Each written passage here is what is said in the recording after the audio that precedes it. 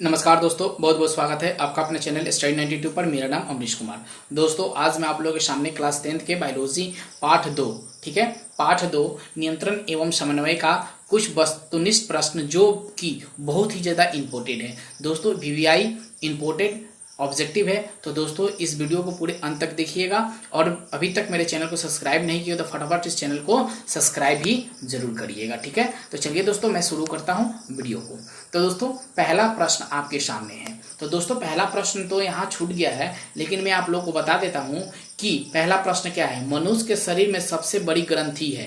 दोस्तों, फिर से मैं प्रश्न लीजिए कि मनुष्य के शरीर में सबसे बड़ी ग्रंथि कौन सी है। तो दोस्तों, आप याद रखिएगा कि मनुष्य के शरीर में सबसे बड़ी ग्रंथि लीवर होती है, यानी कि यकृत होती है, ठीक है। तो उसका राइट आंसर होगा यकृत। तो चलिए दोस्तों, 2 नंबर प्रश्न आपके सामने है कि ग्लोवाइटर अथवा घेघा पान पत्ता है। तो दोस्तों, यह प्रश्न जो है 2015 में आया हुआ है। तो दोस्तों, इसका ऑप्शन दिया गया है आपके सामने कि चीनी की कमी से, आयोडीन की कमी से, रक्त की कमी से और मोटापा से।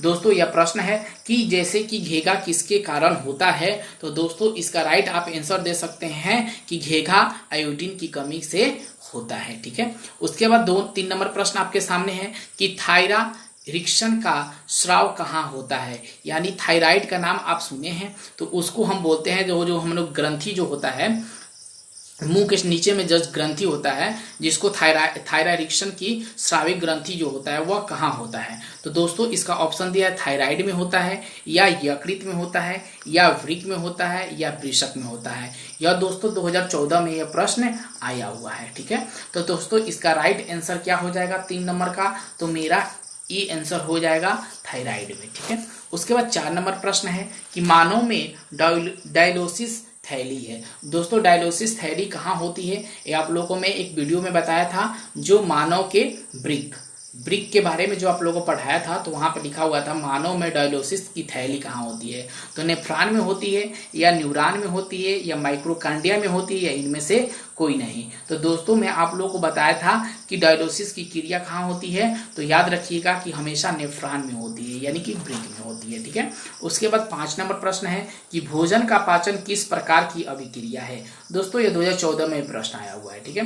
भोजन का पाचन किस प्रकार की अभिक्रिया है। तो दोस्तों, ऑप्शन दिया हुआ है उपचय, संयोजन, उपचयन, विस्थापन। दोस्तों, 4 ऑप्शन दिया हुआ है, इसमें आप एक आंसर आपको देना होता है। तो बोलिए 5 का आंसर क्या हो जाएगा। तो मैं बता दूं कि इसका ऑप्शन होगा ए, उपचय, ठीक है। उसके बाद चलते हैं हम 6 नंबर प्रश्न पे कि 6 नंबर प्रश्न क्या है कि कौन सा पादप नियंत्रण फल बेचने वाले द्वारा उपयोग किया जाता है, ठीक है। ऑप्शन दिया है एबिशन अम्ल, जेबरियल, थायराइन, या ऑक्सीजन। तो दोस्तों, इसका ऑप्शन आपको दिया गया है। तो इसका राइट आंसर क्या होगा, इसको हमें जानना है कि इसका राइट आंसर क्या हो सकता है। तो राइट आंसर हमें 6 का हो सकता है सी, ठीक है, इथाइलिन, ठीक है। वह संरचना जो उद्दीपन की पहचान कराती है क्या कहलाती है। दोस्तों, ऑप्शन है ग्राही, या प्रभावक, या उद्रायित्व, या बेचैनी, ठीक है। तो 7 का आंसर होगा मेरा ए, यानी ग्राही, ठीक है।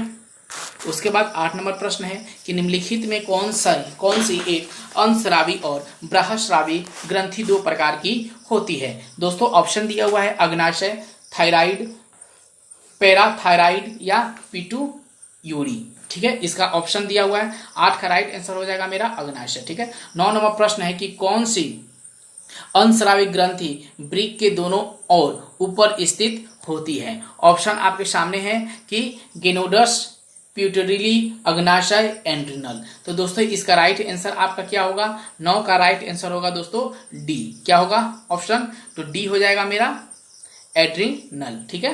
क्या होगा, एड्रिनल हो जाएगा, ठीक है। 10 नंबर प्रश्न है कि जीवों में ध्वनि ग्रहण करने के लिए संवेदी अंग कौन सी होती है, ठीक है। कोई भी जीव है वह जो साउंड को कैसे ग्रहण करता है, प्रकाश ग्राही द्वारा, घ्राण ग्राही द्वारा, श्रवण ग्राही द्वारा, या स्पर्श ग्राही द्वारा, ठीक है। तो 10 नंबर का राइट आंसर होगा दोस्तों सी, यानी श्रवण ग्राही द्वारा। यानी सुनकर कोई जीव क्या करता है, अपने कोई चीज को धमक आवाज आती है तो वह चीज क्या होता है, जीव सुन लेता है ना। 11 नंबर प्रश्न है कि वृक्क के ऊपर स्थित अंतस्रावी ग्रंथि है पीयूष ग्रंथि, पिनियल ग्रंथि, अधिवृक्क ग्रंथि या अक्टू।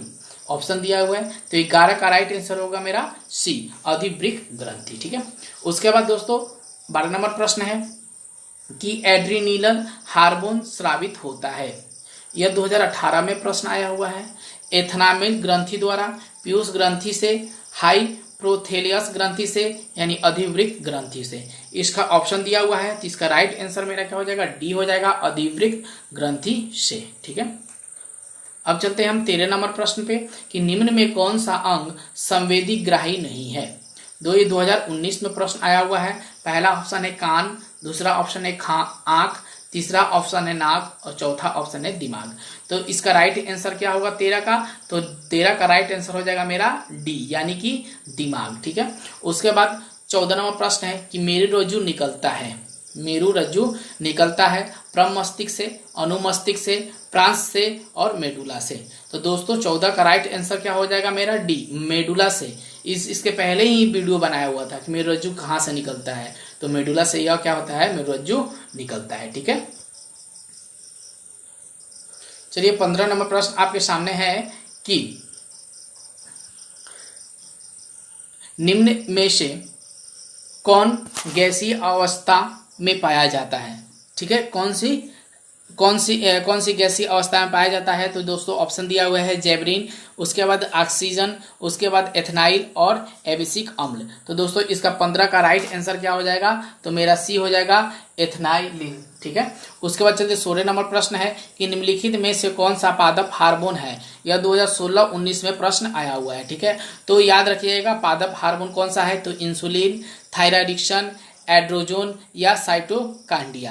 तो इसका राइट आंसर क्या हो जाएगा 16 का मेरा, तो 16 का ऑप्शन हो जाएगा मेरा डी, साइटोकांडिया। ठीक है, उसके बाद 18 नंबर प्रश्न है कि दो तांत्रिका कोशिकाओं के मध्य खाली स्थान को कहते हैं। यह 2012 में 18 में प्रश्न आया हुआ है। तो दोस्तों ऑप्शन दिया है दुम्रिका, सेंटोमिड द्वार या एक्सान या आवेग। ठीक है, 4 ऑप्शन दिया हुआ है। तो 17 का राइट आंसर हो जाएगा मेरा डी, यानी कि आवेग। ठीक है, उसके बाद दोस्तों 18 नंबर प्रश्न है कि मस्तिष्क उत्तरदायी है सोचने के लिए, हृदय संपंदन के लिए, शरीर के संतुलन बनाने के लिए, यानी उपयुक्त सभी। तो 19 का क्या हो, 18 का दोस्तों ऑप्शन हो जाएगा उपयुक्त सभी। ठीक है, अब चलते हैं हम 19 नंबर प्रश्न पे कि बहुकोशिकीय जीवों में से किस प्रकार का संवहन पाया जाता है। ठीक है, तो इसका ऑप्शन दिया हुआ है रासायनिक समन्वय, उसके बाद तांत्रिक समन्वय, उपयुक्त दोनों, इनमें से कोई नहीं। तो दोस्तों 19 का राइट आंसर हो जाएगा मेरा सी, उपयुक्त दोनों। ठीक है, उसके बाद दोस्तों 20 नंबर प्रश्न है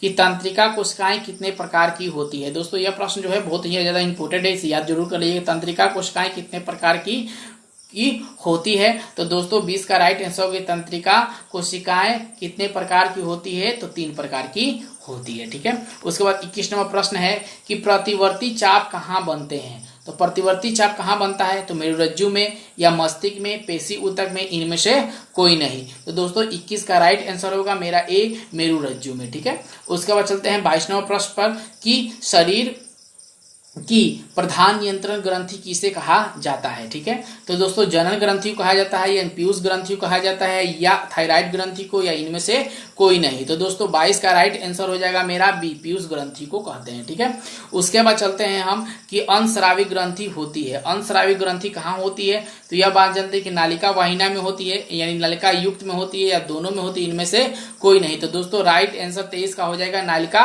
वाहिनी में होती है। ठीक है, यहां तक समझ लिया आप। उसके बाद फिर हम आगे चलते हैं कि 24 नंबर प्रश्न पे कि लेहर हैश की द्वितीय काएं पाई जाती है, किसमें, यकृत में, मस्तिष्क में, पक्षवाशय में या अग्नाशय में। तो इसका राइट आंसर 24 का हो जाएगा मेरा डी ऑप्शन, अग्नाशय में। ठीक है, उसके बाद दोस्तों 25 नंबर प्रश्न है कि थायराइड ग्रंथि का अल्प क्रियाएं के कारण कौन सा रोग उत्पन्न होता है। ठीक है, तो यहाँ होता है अटू वामनता, उसके बाद अटू अल्प प्रक्रियता या मिक्सीडीमा या ए सभी।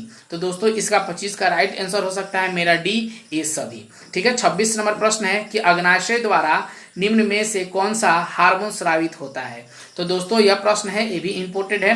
तो इंसुलिन होता है स्रावित, या ग्लूकोजन होता है, या दोनों होता है, इनमें से कोई नहीं। तो दोस्तों 26 का राइट आंसर हो सकता है मेरा सी, दोनों। ठीक है, उसके बाद हम चलते हैं 27 नंबर प्रश्न दिया है कि पत्तियों को मुरझाना किस पादप हार्मोन के कारण संभव हो जाता है? दोस्तों यह प्रश्न जो है 2018 में पूछा गया है, तो इसे जरूर आप याद जरूर कर लीजिएगा। तो चलिए दोस्तों, इसका ऑप्शन आप लोगों के सामने है कि जेब्रेनिक, साइटोकाइनेटिक, एबेसिक अम्ल, ये सही सभी। तो दोस्तों मेरा 27 का राइट आंसर हो सकता है सी, एबेसिक अम्ल। दोस्तों यह वीडियो आप लोग को अच्छी लगी तो एक लाइक बटन को दबाइएगा, ज़्यादा से ज़्यादा अपने दोस्तों में शेयर जरूर करिएगा। धन्यवाद दोस्तों।